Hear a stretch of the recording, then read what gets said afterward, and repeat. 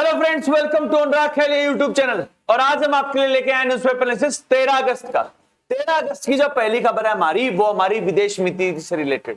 जहां पर अब ये लग रहा है कि हमारे प्राइम मिनिस्टर मोदी जो हैं वो अगले महीने यूएसए जा सकते हैं। और यहां पर जो प्राइम मिनिस्टर मोदी जाएंगे वो यूनाइटेड नेशन की जनरल असेंबली की जो मीटिंग होने वाली है उसको अटेंड कर सकते हैं, क्योंकि 26 सितंबर को वो स्लॉट फिक्स किया गया है जहां हमारे प्राइम मिनिस्टर मोदी जो हैं वो एड्रेस करेंगे संयुक्त राष्ट्र।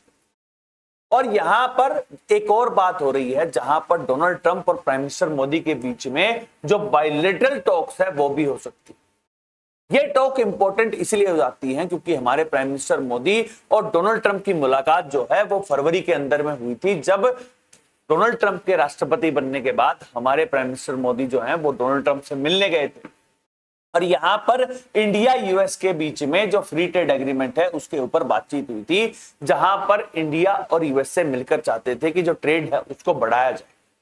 लेकिन उसके बाद डोनाल्ड ट्रंप ने रेसिप्रोकल टैरिफ की बात की और अब 1 अगस्त को जो रेसिप्रोकल टैरिफ है वो 25% के लगा दिए हैं इंडिया के ऊपर। इसके साथ साथ जो एडिशनल 25% के जो टैरिफ जो रशियन ऑयल परचेज करने की वजह से लगे हैं, यहां पर अब जो मीटिंग है वो इंपॉर्टेंट हो जाती है, क्योंकि 27 अगस्त को जो टैरिफ है वो 50% हो जाएगा। तो यहां पर देखना यह होगा कि क्या हमारे प्राइम मिनिस्टर मोदी और डोनाल्ड ट्रंप के बीच में किसी तरह की बातचीत हो। यहां पर जिस तरह से डोनाल्ड ट्रंप ने 25% का टैरिफ लगाया है वो उसका असर भी दिखना शुरू हो चुका है, जहां पर आगरा के अंदर में जो लेदर मार्केट है वहां पर इसका असर दिख रहा है। जहां यह देखा गया था कि जो पिछले 5 साल के अंदर में जो लेदर का एक्सपोर्ट है जो $645 मिलियन था वो बढ़कर $1 बिलियन हो चुका था। और यहां पर जो आगरा का जो लेदर है उसका लगभग 35% जो चंक है वो यूएसए एक्सपोर्ट होता था। लेकिन यहां पर जिस तरह से 25% के टैरिफ लगे हैं, अब जो ऑर्डर है वो आने कम हो गए। अब देखना यह है कि क्या हमारे प्राइम मिनिस्टर मोदी जो हैं वो सितंबर के अंदर में यूएसए जाएंगे, और यूएसए अगर जाते हैं तो क्या डोनाल्ड ट्रंप के साथ बातचीत होगी, क्योंकि यहां पर अब सिर्फ टैरिफ का मामला नहीं आ रहा है। जिस तरह से जो यूएसए है वो आसिफ मुनीर जो फील्ड मार्शल हैं पाकिस्तान की आर्मी के, यहां पर उनसे बातचीत हुई है। और जिस तरह से हमारे विदेश मंत्रालय ने यह बताया था कि यूएसए की धरती का इस्तेमाल करते हुए इंडिया को किस तरह से धमकी दी जा सकती है, इन सब मुद्दों के ऊपर में भी क्या चर्चा होगी। जो भी अपडेट होगा वो मैं आपके लिए ले आऊंगा। और जब भी यह बात पता चलेगी कि हमारे जो प्रधानमंत्री हैं वो क्या यूएसए जाएंगे और क्या डोनाल्ड ट्रंप से बातचीत होगी, जो भी अपडेट होगा वो मैं आपके लिए ले आऊंगा। अब हम चलते हैं नेक्स्ट न्यूज की तरफ। जो नेक्स्ट न्यूज है हमारी वो इंडिया और सिंगापुर के जो राउंड टेबल कॉन्फ्रेंस है उससे रिलेटेड। हर साल इंडिया और सिंगापुर के जो मिनिस्ट्री लेवल की जो मीटिंग होने वाली है, और यहां पर अब सिंगापुर के जो प्राइम मिनिस्टर हैं वो इंडिया आए, यहां पर वो अपना पूरा डेलीगेशन लेके आए हैं। और यहां पर ये लग रहा है कि 10 मेमोरेंडम ऑफ अंडरस्टैंडिंग जो है वो साइन हो सकते हैं इंडिया और सिंगापुर के बीच।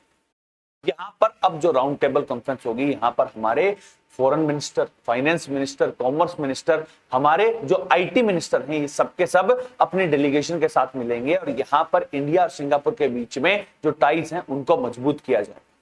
यहां पर अभी तक ये लग रहा है कि हेल्थ के सेक्टर में डिजिटल टेक्नोलॉजी और जो एडवांस वॉरफेयर है, यहां पर इंडिया और सिंगापुर के बीच में जो टाइज हैं वो हो सकते हैं। अब आज ये राउंड टेबल की मीटिंग होने वाली है और इससे रिलेटेड जो भी अपडेट होगा वो मैं आपके लिए ले आऊंगा। अब हम चलते हैं नेक्स्ट न्यूज की तरफ। जो नेक्स्ट न्यूज है हमारी वो कैबिनेट की मीटिंग से रिलेटेड। कल हमारे प्राइम मिनिस्टर मोदी की अध्यक्षता में कैबिनेट की मीटिंग हुई और जहां पर कैबिनेट ने जो 4 सेमीकंडक्टर जो प्लांट है उनकी अप्रूवल दे दी। यहां पर इंडिया का जो सेमीकंडक्टर के अंदर में जो मेक इन इंडिया का कंसेप्ट है, और जहां पर हम आत्मनिर्भर भारत के तहत जो सेमीकंडक्टर इंडस्ट्री है उसके अंदर में 76,000 करोड़ की इन्वेस्टमेंट करने वाले हैं। इसी के तहत अब 4 सेमीकंडक्टर प्लांट जो है वो लगेंगे। यहां पर 2 उड़ीसा के अंदर में होंगे, एक पंजाब और एक आंध्र प्रदेश के अंदर में। और इस पूरी प्रक्रिया के दौरान 4600 करोड़ रुपए की जो इन्वेस्टमेंट है वो कैबिनेट के द्वारा की जाएगी। यहां पर जो हमारे आईटी मिनिस्टर हैं अश्विनी वैष्णव, उन्होंने बताया कि हम चाहते हैं कि इंडिया जो है वो आत्मनिर्भर बने। और जिस तरह से ये जो युग है ये आईटी का युग है, एडवांस टेक्नोलॉजी का युग है, और आर्टिफिशियल इंटेलिजेंस के अंदर में अगर हमें काम करना है तो हम यहां पर चाहते हैं कि हम एआई चिप और सेमीकंडक्टर चिप के मामले में हम पूरी तरह से आत्मनिर्भर बन जाए, और इसी तरफ कैबिनेट ने यह कदम उठाया। इसके साथ साथ जो कैबिनेट है उसने लखनऊ मेट्रो का 11 किलोमीटर का जो स्ट्रेच है उसको भी यहां पर अप्रूवल दे दी गई है, और अब नॉर्थ ईस्ट के अंदर में एक और आईआईएम बनेगी। आईआईएम गुवाहाटी को भी कल मंजूरी मिल गई है, और अब नॉर्थ ईस्ट के अंदर में आईआईएम शिलोंग के बाद अब नॉर्थ ईस्ट के अंदर में जो आईआईएम गुवाहाटी भी हो। इसी के साथ इंडिया के अंदर में इंडियन इंस्टीट्यूट ऑफ मैनेजमेंट जो है उसकी जो संख्या है वो 22 हो गई है। अब हम चलते हैं नेक्स्ट न्यूज की तरफ। जो नेक्स्ट न्यूज है हमारी वो सुप्रीम कोर्ट से आई, और जहां पर सुप्रीम कोर्ट ने जो एसआईआर का मुद्दा है उसके ऊपर में चर्चा हो रही थी। मैंने आपको बताया था कि 12 और 13 अगस्त को जो सुप्रीम कोर्ट है वो इसके ऊपर में चर्चा करने वाला है, और यहां पर कल जस्टिस सूर्यकांत और जस्टिस बाक्षी की बेंच ने इसके ऊपर में सुनवाई की। और यहां पर जो इलेक्शन कमीशन का जो तर्क उसको सुप्रीम कोर्ट ने माना, जहां पर उन्होंने कहा कि जो आधार और वोटर कार्ड जो है वो सिटीजनशिप का मायने नहीं हो सकते।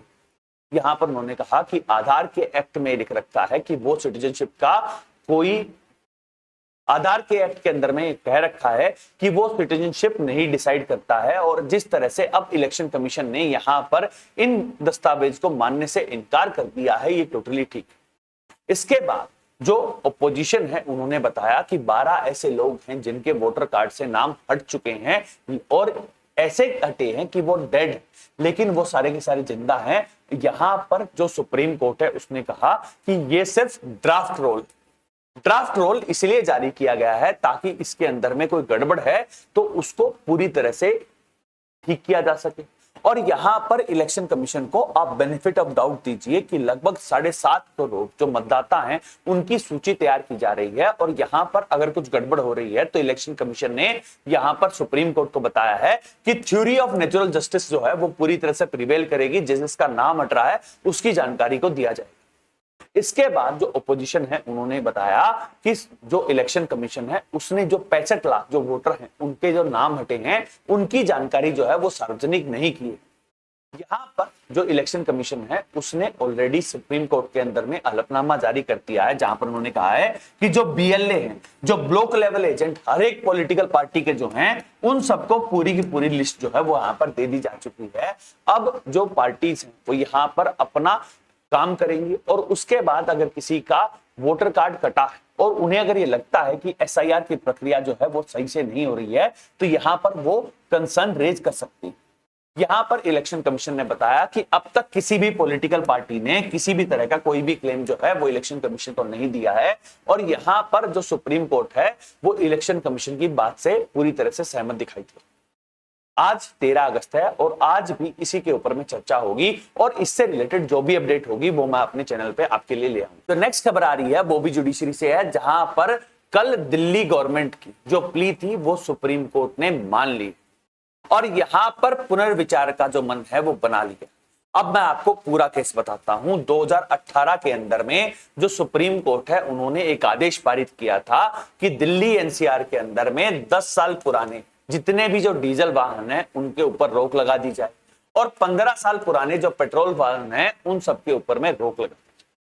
इसके बाद जो बीजेपी की रेखा गुप्ता की सरकार बनी थी वो सुप्रीम कोर्ट के अंदर में गई, और यहां पर उन्होंने कहा कि आपने जो 2018 का ऑर्डर था हम उसको इंप्लीमेंट कर सकते हैं, लेकिन हम चाहते हैं कि आप इसके ऊपर में एक रिव्यू कीजिए।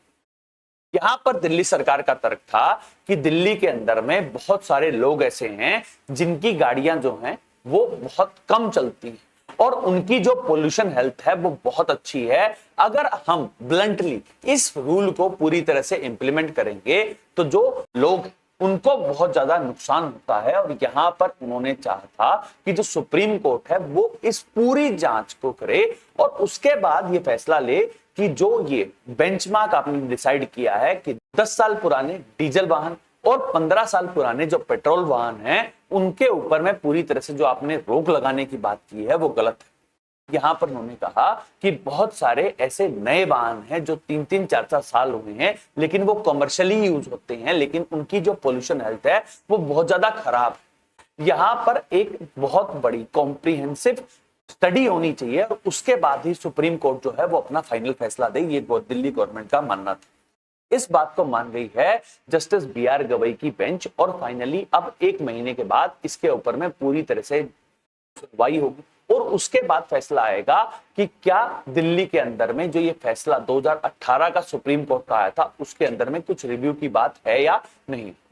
अब चलते हैं नेक्स्ट न्यूज की तरफ। जो नेक्स्ट न्यूज है वो भी सुप्रीम कोर्ट से आई है, जहां पर सुप्रीम कोर्ट ने जो सेक्शन 152 जो बीएनएस जो भारतीय न्याय संहिता का जो एक नया सेक्शन है 152 उसके ऊपर में डिस्कशन कर रही थी। यहां पर जो सुप्रीम कोर्ट है उन्होंने कहा कि जो आईपीसी का जो सेक्शन 124 था, जो सिडिशन से जो राजद्रोह से बिलीव करता था, यहां पर 152 जो है उसकी जो शब्दावली है वो कुछ कुछ वैसी ही है। और यहां पर सुप्रीम कोर्ट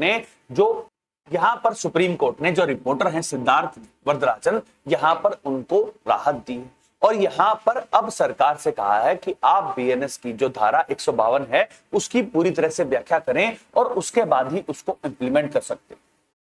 अब हम चलते हैं नेक्स्ट न्यूज की तरफ। जो नेक्स्ट न्यूज है वो भी सुप्रीम कोर्ट से आई है, जहां पर सुप्रीम कोर्ट ने कहा है कि अब जितने भी जो कन्विक्ट है जो अपनी सजा को पूरा कर चुके हैं उन सबको रिलीज कर देना चाहिए। यहां पर जो सुप्रीम कोर्ट के अंदर में एक केस आया था जहां पर जो एक कैदी है वो अपनी 20 साल की सजा को पूरा कर चुका था, यहां पर उसका रिलीज जो है वो मार्च में होना था, वो नहीं हो पाया है। और यहां पर सुप्रीम कोर्ट ने अब जो ये ऑर्डर है ये जारी किया है और ये कहा है कि ये देशव्यापी माना जाना चाहिए। अब जो नेक्स्ट खबर है हमारी वो मुंबई हाईकोर्ट से आई है, जहां पर मुंबई हाईकोर्ट ने कहा कि जो वोटर कार्ड और आधार कार्ड जो है वो सिटीजनशिप का प्रमाण नहीं होता है। यहां पर एक मामला है जहां पर बाबू अब्दुल रफू सदर जो एक बांग्लादेशी नागरिक है और यहाँ पर जिस तरह से उसने फौजरी करके जो आधार कार्ड, वोटर कार्ड और पैन कार्ड बनवा लिया है, यहाँ पर अब बॉम्बे हाईकोर्ट ने कहा कि ये वो पैमाना नहीं है जहां पर आपकी जो सिटीजनशिप है वो निर्धारित होती है। और अब जिस तरह से सुप्रीम कोर्ट के अंदर में जो इलेक्शन कमीशन ने कहा कि आधार कार्ड, वोटर कार्ड जो है वो सिटीजनशिप का पैमाना नहीं है, अब बॉम्बे हाईकोर्ट ने भी इसी बात को माना है। तो अब ये लीगल टर्म्स के ऊपर में चल रहा है, जहां पर अब आधार कार्ड और वोटर कार्ड जो है वो सिटीजनशिप का अब कोई भी मार्क नहीं रहेगा। यहां पर अब हमें हमारी सरकार को कहना चाहिए कि एक प्रॉपर सर्टिफिकेट बनाया जाए, एक प्रॉपर एक डॉक्यूमेंट बनाया जाए और जो डिसाइड करे कि हमारी जो सिटीजनशिप है उसका डॉक्यूमेंट किए। जो लास्ट खबर आ रही है हमारी वो केरला से है, जहां पर केरला की सरकार जो है वो सुप्रीम कोर्ट के अंदर में जा रही है, जहां पर उन्होंने कहा है कि जो गवर्नर, जो वाइस चांसलर जो होते हैं यूनिवर्सिटी के अंदर में, यहां पर जिस तरह से जो उनकी केरला की सरकार जितनी भी रिकमेंडेशन दे रही है उनको गवर्नर नहीं मान रहे हैं। और यहां पर अब एक जो गवर्नर और गवर्नमेंट का जो कॉन्फ्लिक्ट है वो दोबारा से अब सुप्रीम कोर्ट के अंदर में गया। अब देखना ये है कि सुप्रीम कोर्ट इसके अंदर में क्या फैसला लेता है। अब चलते हैं नेक्स्ट न्यूज की तरफ। जो नेक्स्ट न्यूज है वो पार्लियामेंट से आई है, जहां पर हमारे लोकसभा के स्पीकर जो ओम बिरला है, कल उन्होंने यशवंत वर्मा जो दिल्ली हाई कोर्ट के अंदर में जज थे और इस समय इलाहाबाद हाई कोर्ट के अंदर में कार्यरत हैं, यहां पर यशवंत वर्मा जी के खिलाफ जो इंपीचमेंट की जो प्रक्रिया है उसको शुरू कर दी। यहां पर हमारे जो स्पीकर हैं ओम बिरला, उन्होंने बताया कि जो जीरो टॉलरेंस है करप्शन की वो हमारे देश के अंदर में है, हमारे संविधान के अंदर में है। और यहां पर उन्होंने कहा कि आर्टिकल 124 जो सुप्रीम कोर्ट के अंदर में और आर्टिकल 217, 218 के तहत अब जो इंपीचमेंट की प्रक्रिया है वो यशवंत वर्मा जी के खिलाफ शुरू की जाती है। यहां पर उन्होंने बताया कि 21 जुलाई को 146 जो लोकसभा के एमपी हैं उन्होंने एक आवेदन भेजा था और ओम बिरला जी ने अब उसको प्रस्तावित कर दिया। इसके साथ साथ जो ओम बिरला जी हैं उन्होंने बताया कि एक 3 हाउस की जो कमेटी है वो बनाई गई है, जहां पर जो सुप्रीम कोर्ट के जज अरविंद कुमार, मद्रास हाई कोर्ट के चीफ जस्टिस जो महेंद्र मोहन श्रीवास्तव और उसके साथ साथ कर्नाटका हाईकोर्ट के जो एडवोकेट हैं बीवी आचार्य, उन तीनों का एक पैनल बनाया गया है जो अपनी जो रिपोर्ट वो पार्लियामेंट के अंदर में सबमिट करेगा और उसके बाद जो इंपीचमेंट की प्रक्रिया है वो शुरू होगी। यहां पर हमारे जो स्पीकर हैं ओम बिरला जी, उन्होंने कहा कि जो जुडिशरी है उसके अंदर में पूरे देश का जो न्याय प्रक्रिया है उसके अंदर में जो विश्वास है लोगों का उसको बरकरार रखने के लिए जो पार्लियामेंट है वो पूरी तरह से कार्यरत है। और इंपीचमेंट की प्रक्रिया जो है वो ये बताएगी कि जो देश है वहां पर करप्शन के लिए जीरो टॉलरेंस रहेगा।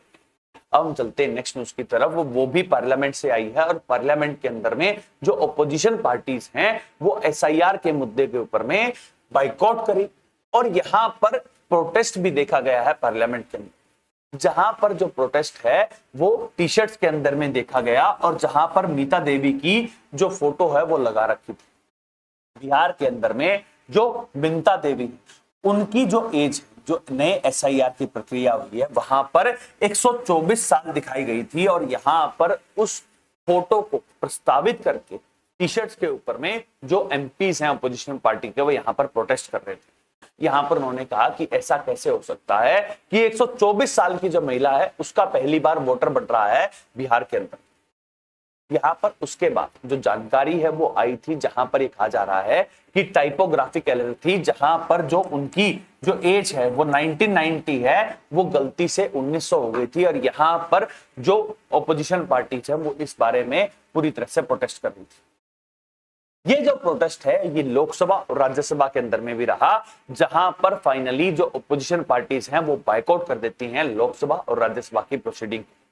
इसी बीच में जो राज्यसभा है वहां पर जो इनकम टैक्स का बिल जो कल लोकसभा से पास कर दिया था हमारी जो फाइनेंस मिनिस्टर निर्मला सीतारमण जी ने, वो राज्यसभा से भी पास हो गए। और इसके बाद जो हमारे स्पोर्ट्स मिनिस्टर हैं मनसुख मांडविया, उन्होंने जो स्पोर्ट्स गवर्नेंस बिल है और उसके साथ साथ जो एंटी डोपिंग बिल है, ये दोनों के दोनों बिल जो हैं ये राज्यसभा से पास हुए। और राज्यसभा के अंदर में हमारी जो सांसद है पीटी उषा, उन्होंने इस बारे में कहा और उन्होंने कहा कि 1984 के जब लॉस एंजेलिस के ओलंपिक में जब वो वहां पर गई थी और जिस तरह से उनका जो ओलंपिक पदक पाने का जो सपना है वो टूट गया था, यहां पर वो पिछले 40 साल से ये प्रयास कर रही थी कि इस तरह का जो लिटिगेशन है वो देश के अंदर में आना चाहिए और फाइनली जो मोदी सरकार है वो यहां पर ये लेके आई। ये राज्यसभा की कार्रवाई थी और इसी बीच में लोकसभा के अंदर में भी जो 2 बिल हैं वो पास हुए, जहां पर माइंस एंड मिनरल्स बिल जो है वो भी पास हो गया। इसके साथ साथ जो पोर्ट बिल है वो भी पास हो गया लोकसभा से। इसके बाद जो लोकसभा और राज्यसभा की जो कार्रवाई है वो 18 तारीख को शुरू होगी, क्योंकि इसी बीच में इंडिपेंडेंस डे आने वाला है और 13 और 14 अगस्त को छुट्टी रहने वाली। अब देखना यह है कि 18 अगस्त को जो पार्लियामेंट है वो किस तरह से चलता है। इसी बीच में कुछ और डेवलपमेंट हुई है, जहां पर जो पार्लियामेंट्री पैनल जो ज्वाइंट पोल्स के लिए बनाया गया था, हमारे जो पूर्व राष्ट्रपति है रामनाथ कोविंद की अध्यक्षता में एक पैनल बनाया था जिसने एक रिपोर्ट सबमिट की थी और उसके बाद पिछली साल दिसंबर के अंदर में एक बिल लेके आया गया था, जहां पर जो ज्वाइंट पोल पूरे देश के अंदर में जो चुनाव है वो एक साथ होने वाले थे, इसका जो प्रस्तावना है, इसका जो बिल है वो प्रस्तुत किया गया था और उसके बाद जेपीसी को दे दिया गया था। इसकी अध्यक्षता पीपी चौधरी जी कर रहे थे और फाइनली अब जो ये कमेटी, इसको एक्सटेंशन मिल गया है और विंटर सेशन के अंदर में ये फाइनली अपनी रिपोर्ट को सबमिट करेगा। इसी बीच में जो 5 एमपी हैं जो केरला से, यहां पर उन्होंने एयर इंडिया को लेटर ऑफ ब्रीच के मामले में कहा है। यहां पर उन्होंने कहा कि उनकी जो फ्लाइट है जो केरला से दिल्ली आ रही थी और यहां पर कुछ टेक्निकल फॉल्ट हुआ है एयर इंडिया की फ्लाइट के अंदर में, और यहां पर किस तरह से जो उनकी जो फ्लाइट है उसको मद्रास एयरपोर्ट के ऊपर में लेके गए थे और यहां पर जो ये लेके गए हैं इसलिए के लिए उन्होंने एक ब्रीच ऑफ प्रिविलेज का जो लेटर है वो यहां पर स्पीकर को सबमिट किया। इसी बीच में एक और बात पता चली है, जहां पर हमारे जो पब्लिक सेक्टर बैंक, यहां पर उन्होंने लगभग 5.82 लाख करोड़ रुपए जो है लोन जो है वो वेव ऑफ कर दिया। यहां पर ये सब जानकारी जो है ये पार्लियामेंट के अंदर में मिली है और इसीलिए जो पार्लियामेंट है वो बहुत इंपॉर्टेंट हो जाता है। हमारे जो एमपीज जब कोई भी बात, कोई भी सवाल जब सरकार से पूछते हैं उसका जवाब देना अनिवार्य होता है और वो जवाब हमेशा सही होना चाहिए। इसीलिए जो पार्लियामेंट की प्रोसीडिंग है वो होनी चाहिए। और कल हमारे जो पार्लियामेंट्री अफेयर्स मिनिस्टर हैं किरण रिजिजू, उन्होंने इस बात का पूरी तरह से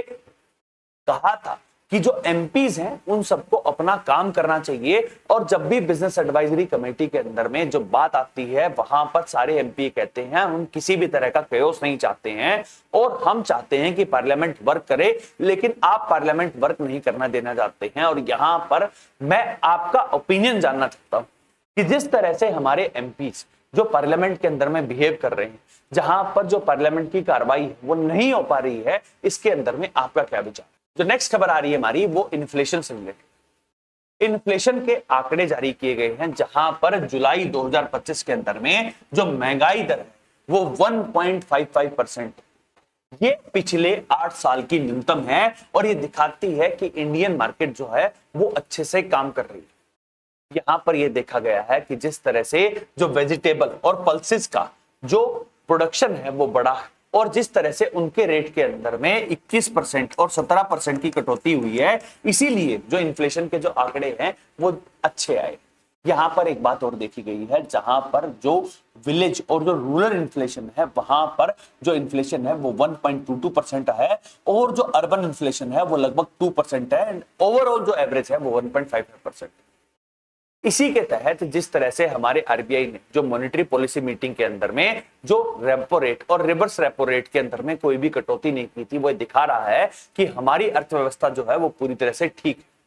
अब देखना ये होगा कि जब हमारे पास अगस्त के आंकड़े आएंगे और इसी बीच में जिस तरह से डोनाल्ड ट्रंप ने जो रेसिप्रोकल टैरिफ लगाए हैं उसका कोई इंपैक्ट पड़ेगा या नहीं पड़ेगा। अब चलते हैं लास्ट, जहां पर हम कुछ नेशनल न्यूज को डिस्कस करेंगे, जहां पर जो पहली खबर है हमारी वो वायनाड से एमपी और हमारे लीडर ऑफ ऑपोजिशन की जो बहन है प्रियंका गांधी, कल उन्होंने एक ट्वीट किया जहां पर उन्होंने कहा कि जिस तरह से गाजा के अंदर में 60,000 से ज्यादा लोग मारे जा चुके हैं, यहां पर हमारी सरकार को जो फिलिस्तीन के लोग हैं उन सब के लिए यहां पर काम करना चाहिए। और उन्होंने क्वेश्चन उठाया कि इंडियन गवर्नमेंट जो है वो क्यों गाजा के लोगों के लिए कोई भी आवाज नहीं उठा रही। यहां पर जो प्रियंका गांधी जी ने जो एक कथन कहा था, उसके बाद जो इजराइल के एम्बेसडर हैं उन्होंने कहा कि जो 60,000 लोग मारे गए हैं उसके अंदर में 25,000 लोग जो है वो हमास के आतंकी थे, और यहां पर गाजा के जो बचे हुए जो 35,000 जो इनोसेंट सिविलियन मारे गए हैं वो इसलिए मारे गए हैं क्योंकि जो गाजा के जो आतंकवादी हैं वो उन्हें एज ए ह्यूमन शील्ड के तौर पर इस्तेमाल करते हैं। यहां पर अब देखा जा रहा है कि कांग्रेस की एमपी और जो एम्बेसडर हैं इजराइल के, उनके बीच में एक स्पैट। अब हमें यहां पर देखना पड़ेगा कि क्या हमारी सरकार, हमारी विदेश नीति जो है वो क्या करती है, और क्या हम गाजा के अंदर में जिस तरह से जो विवाद है और जिस तरह से ह्यूमैनिटेरियन क्राइसिस है उसके ऊपर में हमारी सरकार क्या कदम देती है। हमारी सरकार ऑलरेडी फिलिस्तीन को एज ए राष्ट्र के तौर पर मान्यता देती है। हमारी सरकार जो है वो ह्यूमैनिटेरियन एड भी जो है वो गाजा को प्रोवाइड करती है, लेकिन यहाँ पर जो ओपोजिशन पार्टी है वो चाहती है कि हम इजराइल को कंडेम करें, और हमने हमेशा जो वॉर है उसको कंडेम किया है और हमेशा पीस की तरफ बात रखी है। ओवरऑल इसका जो भी इंपैक्ट होगा वो मैं आपके लिए आऊंगा। अब हम चलते हैं नेक्स्ट न्यूज की तरफ। जो नेक्स्ट न्यूज है वो महाराष्ट्र से आई है, और कल मैंने आपको बताया था सुप्रीम कोर्ट का ऑर्डर आया था जहां पर जो कबूतर खाना है उसके ऊपर में जहां पर जो कबूतरों को दाना डाला जाता था, यहां पर उसको बंद करवा दिया था सुप्रीम कोर्ट के ऑर्डर के। यहां पर अब जो एक जैन मोंक है जिनका नाम है नीलेश चंद्रा विजय, उन्होंने कहा है कि वो आमरण अनशन करेंगे, और वो आमरण अनशन तब तक करते रहेंगे जब तक जो महाराष्ट्र सरकार है वो यहाँ पर अपना दस्तावेज सुप्रीम कोर्ट के अंदर में नहीं दाखिल करती है, और जो एक कबूतर खाना है जहां पर कबूतरों को जो दाना डाला जाता है ये जब तक दोबारा से शुरू नहीं हो जाएगा। तो नेक्स्ट खबर है हमारी वो मुंबई से आई है, जहां पर मुंबई के अंदर में 18वीं इंटरनेशनल ओलंपियाड ऑन एस्ट्रोनॉमी और एस्ट्रोफिजिक्स जो है वो यहां पर इनोग्रेट की गई। यहाँ पर जो इंटरनेशनल जो साइंटिस्ट है वो यहाँ पर आएंगे और एआई और कंप्यूटर फील्ड के अंदर में जो अपने जो विश्लेषण रखें। इस तरह का एसोसिएशन, इस तरह की जो इवेंट है वो बहुत ज्यादा जरूरी हो जाते हैं, और इस तरह के इवेंट से ही जो हमारे यूथ वो ये देखेंगे कि किस तरह से वो एस्ट्रोनॉमी और एस्ट्रोफिजिक्स के अंदर में काम कर सकते हैं। हम चलते हैं नेक्स्ट न्यूज की तरफ। जो नेक्स्ट न्यूज है वो छत्तीसगढ़ से आई है, जहां पर छत्तीसगढ़ जो वक्फ बोर्ड है उन्होंने एक फैसला लिया है, जहां पर उन्होंने कहा है कि इस बार के इंडिपेंडेंस डे के अंदर में जितने भी जो मस्जिद है, जो दरगाह है, वहां पर हमारा जो नेशनल फ्लैग है वो यहां पर होस्ट होना चाहिए। तो लास्ट खबर आ रही है हमारी वो केरला से है, जहां पर केरला के जो गवर्नर हैं उन्होंने एक ऑर्डर पास किया है, जहां पर उन्होंने कहा कि जो 14 अगस्त है उसको पार्टीशन हॉरर डे के तौर पर मनाना जाना चाहिए। यहां पर ये जानकारी जो है ये सारे के सारे केरला के अंदर में दी गई। हम चलते हैं इंटरनेशनल न्यूज की तरफ, जहां पर जो पहली खबर है वो रशिया यूक्रेन कॉन्फ्लिक्ट से रिलेटेड है, जहां पर अलास्का के अंदर में जो डोनाल्ड ट्रंप और व्लादिमीर पुतिन की बातचीत होने वाली, और यहां पर जो ट्रंप पुतिन की जो समिट होगी, जो पूरा विश्व वो ये देखना चाहता है कि डोनाल्ड ट्रंप जो है जो बार बार ये क्लेम कर रहे हैं कि वो व्लादिमीर पुतिन को मना लेंगे और रशिया यूक्रेन कॉन्फ्लिक्ट जो 3.5 साल से चल रही है उसको फाइनली रिजॉल्व कर देंगे। इसका क्या इंप्लीकेशन होगा। और यहां पर अब जिस तरह से ये सबमिट होने वाली है, इसी बीच में जो रशियन फोर्सेस है उन्होंने सडन एडवांसमेंट शुरू कर दी है यूक्रेन के अंदर। यहां पर इस समिट के अंदर में डोनाल्ड ट्रंप ये कह चुके हैं कि कुछ जो टेरिटरी है उसका स्वैप हो सकता है, तो इसीलिए जो रशियन आर्मी है वो यहां पर एडवांसमेंट कर रही है और ज्यादा से ज्यादा जो धरती है उसको हथियाने की कोशिश कर रही है। ओवरऑल देखना पड़ेगा कि 15 अगस्त को अलास्का के अंदर में क्या फैसला होता है और फाइनली क्या जो रशिया यूक्रेन कॉन्फ्लिक्ट है वो रिजॉल्व होगा। हम चलते हैं नेक्स्ट न्यूज की तरफ। जो नेक्स्ट न्यूज है वो गाजा से है, जहां पर जो ह्यूमैनिटेरियन क्राइसिस है वो बहुत ज्यादा गर्मराता जा रहा है। यहां पर यूरोपियन जो एलाइज हैं, जो मित्र देश हैं, उन सब ने मिलकर एक रिपोर्ट जारी की है जहां पर ये कहा गया है कि गाजा के अंदर में भुखमरी से मरने वालों की जो संख्या है वो बढ़ती जा रही है। और यहां पर जिस तरह से जो इजराइल अटैक कर रहा है और ह्यूमैनिटेरियन एड लेने के आए हुए जो लोगों के ऊपर जो अटैक हो रहा है ये टोटली गलत है। हम चलते हैं नेक्स्ट न्यूज की तरफ, वो भी गाजा से रिलेटेड है, जहां पर जो सिंगर मैडोना है उन्होंने जो पोप लियो है उनसे यहां पर अर्ज किया है कि वो गाजा के अंदर में जाएं और शांति बहाल करें। अब देखना यह है कि फाइनली गाजा के अंदर में शांति होगी या नहीं होगी। जो नेक्स्ट न्यूज है हमारी वो डोनाल्ड ट्रंप के द्वारा लगाए गए रेसिप्रोकल टैरिफ से रिलेटेड। यहां पर इंडिया के ऊपर 25% का जो एडिशनल टैरिफ है वो इसलिए लगाया गया था क्योंकि रशियन ऑयल को परचेज कर रहा है इंडिया। वहीं चाइना के साथ जो पॉलिसी है उसके अंदर में बदलाव किया गया है और यूएस चाइना के बीच में जो टैरिफ है उसके अंदर में 90 दिन का पॉज लगा दिया है डोनाल्ड ट्रंप। अब जो चाइना है वहां पर जो टैरिफ है वो सिर्फ 30% का रहेगा, वहीं इंडिया के ऊपर जो टैरिफ है वो 50% लगा दिया है। वहीं जो चाइना है वो रशिया से ज्यादा तेल परचेज करता है और उसके ऊपर किसी भी तरह का जो टैरिफ है वो नहीं लगाया डोनाल्ड ट्रंप। जो नेक्स्ट खबर है वो भी चाइना से रिलेटेड है, जहां पर जो चेक रिपब्लिक के जो प्रेसिडेंट है जो पावेल, जो दलाई लामा से मिलने गए थे, यहां पर जो चाइना है उन्होंने कहा है कि वो अब पावेल के साथ किसी भी तरह का कोई भी रिश्ता नहीं रखेंगे। और ये दिखाता है कि जो चाइना है वो अपनी हेज मनी किस तरह से स्ट्रॉन्ग करता जा रहा है, जब उन्होंने कहा है कि दलाई लामा के साथ कोई भी रिश्ता नहीं रखा जाएगा और एक देश का राष्ट्रपति उनसे मिलने जाता है, उनसे जो टाइज है वो तोड़ रहा है चाइना।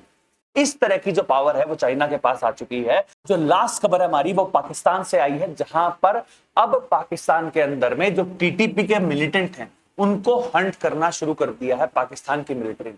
यहां पर यह देखा गया है कि 55,000 जो लोग हैं उनको डिस्प्लेस किया गया।